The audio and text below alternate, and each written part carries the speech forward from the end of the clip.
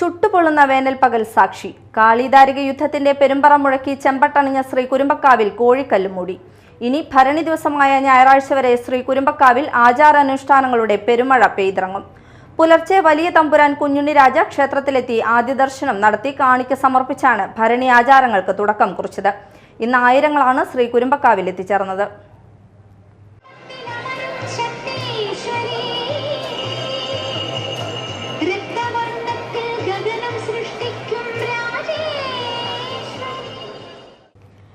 വേണാടൻ കൊടികൾ ഉയർത്തിയതോടെ ഭരണി ഉത്സവത്തിന്റെ ആരവമുയർന്നു.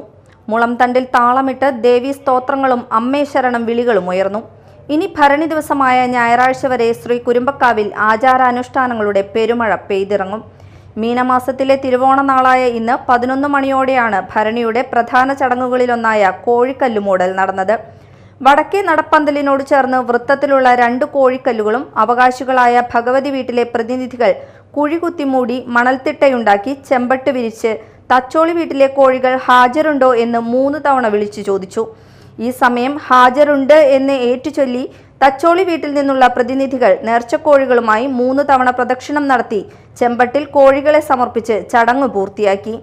ഇതോടെ ക്ഷേത്രം അധികൃതരും ഭക്തജനങ്ങളും ചെമ്പട്ടുകളും കോഴികളും മറ്റു വഴിപാടുകളും കോഴിക്കല്ലിൽ സമർപ്പിച്ചു.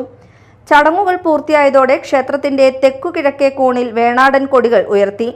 പുലർച്ചെ വലിയ തമ്പുരാൻ കുഞ്ഞുണ്ണി രാജ ക്ഷേത്രത്തിലെത്തി ആദ്യ ദർശനം നടത്തി കാണിക്ക സമർപ്പിച്ചാണ് ഭരണി ആചാരങ്ങൾക്ക് തുടക്കം കുറിച്ചത്.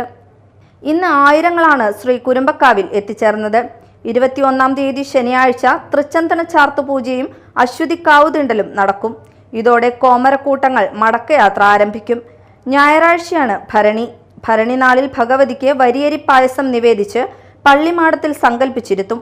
പടിഞ്ഞാറേ നടയിൽ കൂശ്മാണ്ഡ ബലിക്ക് ശേഷം വടക്കേ നടയിൽ വെന്നിക്കൊടികൾ ഉയർത്തുന്നതോടെ ഭരണി ഉത്സവത്തിന് സമാപനമാകും.